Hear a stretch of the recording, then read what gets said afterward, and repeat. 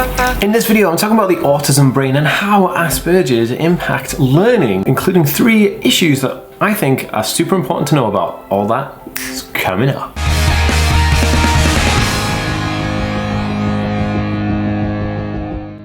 Hey guys, welcome back to the Aspie world. My name is Dan. I have autism, ADHD, OCD and dyslexia, and I make weekly videos on this type of content. So if you're new around here and you've just stumbled across this video and you'd like to learn more, remember to hit that subscribe button down below by hitting that notification bell. Also, if you're watching over on Facebook, be sure to give this page a like and a follow to see more videos just like this. In this video, guys, I'm covering 3 of the most interesting things that you should know about how autism impacts the learning capability of the learning brain part of a person with autism. Right, let's get on with it. Hey guys, welcome back. What's going on? Oh man, I'm just loving tea out of this mug. I haven't used this mug in ages. I don't know if you guys can see this, but it's a Facebook creators mug.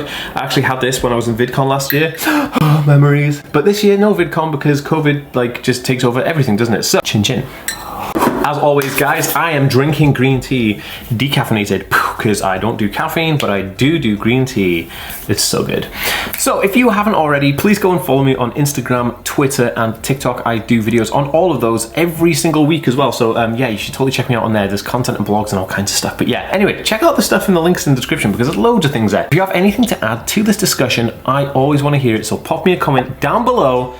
Let's get on with the video. Okay, so I wanted to do a video all about how the learning experience and how someone with I have a diagnosis of Asperger's syndrome, and I was thinking to myself, Dan, you know, how does having Asperger's impact your ability to learn stuff, right? And this can transpose not just for education in the forms of academic education or preschool education. I'm on about it's learning everything. So I've kind of jotted down 3 of the things that I think make learning an issue for people on the autism spectrum and why this is apparent, because I feel like if we can understand and learn, and if you're new around here to this channel, what I'm trying to do is explain my vision and my story and how I see things from the world through an autistic person's point of view to hopefully help engage with you. If you're autistic, then have some camaraderie with you, and if you're not autistic but you're helping support somebody on the autism spectrum, have a relationship with you where you can learn from me, and that's pretty cool. So I wanted to do this video because I think that there's an important lesson to be learned, which is quite interesting because I'm talking about learning, in the fact that the learning style, learning types of a person with autism can really differ. You know, it's an autism spectrum at the end of the day, and we have to kind of take that into consideration when we're dealing with people on the spectrum and figure out how we're able to support them better. So I've written out this list of 3 things which I'm going to explain about now and explain a little bit backstories between those and see how this can maybe help you. And yeah, that's super awesome. If you like this video and you really want to help me out, please give it a thumbs up. And if you want to support me at all, there should be a Patreon link down below with some extra courses and information there where you can exclusively get on Patreon, or if you just want to support this channel, I'd be so grateful if you could do that. All right, so number 1 is focusing. Now, focusing can be a really tough challenge for people on the spectrum, and this could be a twofold, right? It can actually work contrary to itself. So someone with an autism spectrum condition can have a really good focus on something that they really want.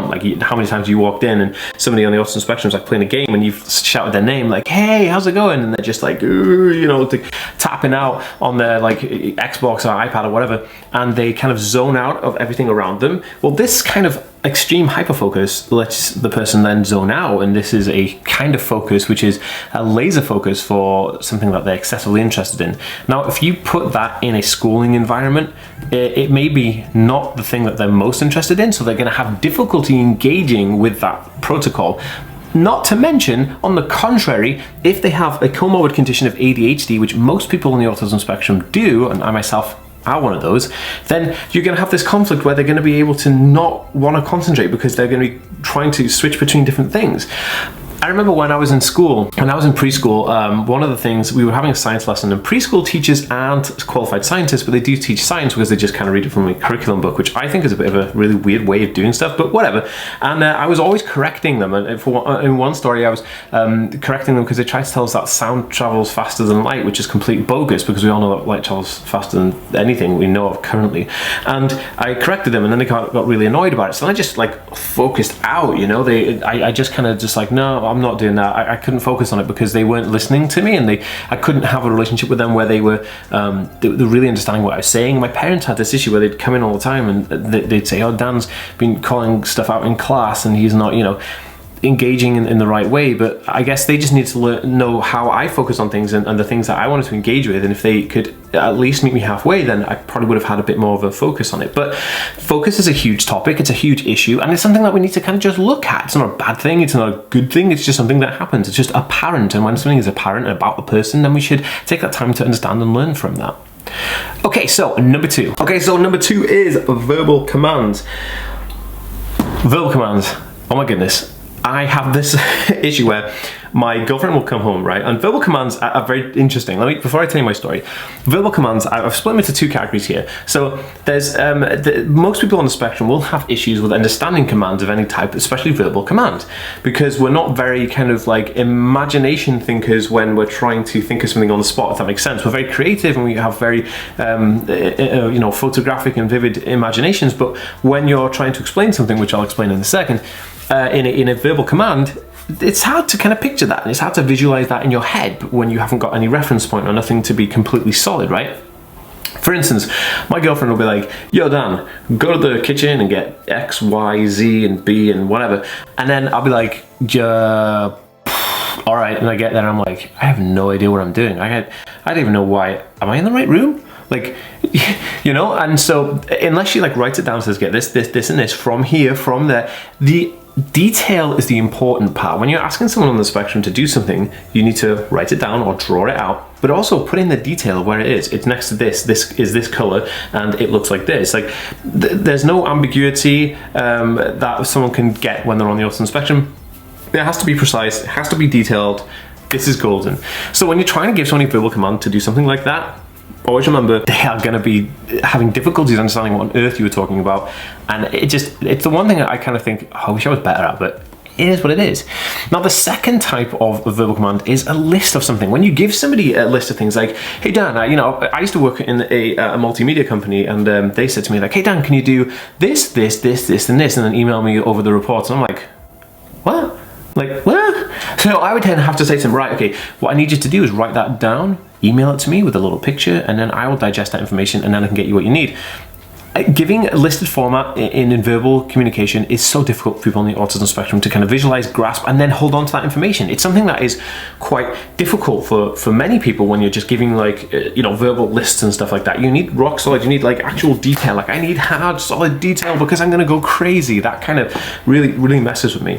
But that's the beauty of the autism brain. It kind of has this really amazing function of being so diverse that it rocks all kinds of stuff. Like, it'd be the best Minecraft and Fortnite player in the entire world. We can like rack up every Pokemon in a Pokedex, but when it comes to like, hey, can you just do these 4 things that I've asked verbally, it's a real issue, which is what makes it so fascinating, right? And if you agree with me, you've got to smash that thumbs up button. I love you. Okay, so number 3, the last thing I'm going to talk about here to do with autism and how it affects learning is the speed and time or time duration of someone's learning experience. So we all have, everybody in the world, not just people who are autistic, neurotypical people also have different learning types and different learning speeds, and we all don't learn at the exact same speed, but people with autism need a little bit extra help sometimes. And that being said, when you're in a class full of people and you're trying to learn something, getting up to that speed and everybody moving forward at the same time, it's so difficult because you'll have people on the spectrum who will just drop off and just zone out of that whole learning experience because they haven't had enough time caretaken to give them that experience that they really could benefit from. So I remember sitting in class and then we'd go through something on the board and I'd be like, oh, okay. But then I'd be like, oh, I don't really understand that. And before I'd had a chance to really think about it and kind of time to digest that, they were like 6 or 7 steps ahead. And everyone in the class is just like zooming ahead. So I just ended up being like, okay, well, I'm never going to get that. So I'm just going to zone out and not get it, And it's not a good experience. It's not something that is advised, but it's something that happens. And so when you're having a learning environment, try and take the time to assess who is there, assess what their learning speed is, because it just takes a little bit of extra time sometimes to explain something or to rationale with somebody or have that kind of conversion of thought with somebody. But that's pretty much one of the main reasons why I sucked at school. School was really bad, and I know you guys are probably having the same experience in school. And if you are having the same experience in school, drop me a comment down below. Let me know what you think about it, and if you have any comments or stories, I'd love to read them and talk to you guys. So that being said, guys, these are all very, very important. I hope that this made sense. If you think this can help somebody, please share it on Facebook and Twitter. And if you are new, don't forget to hit the subscribe button, and I'll see you next time, guys. Peace.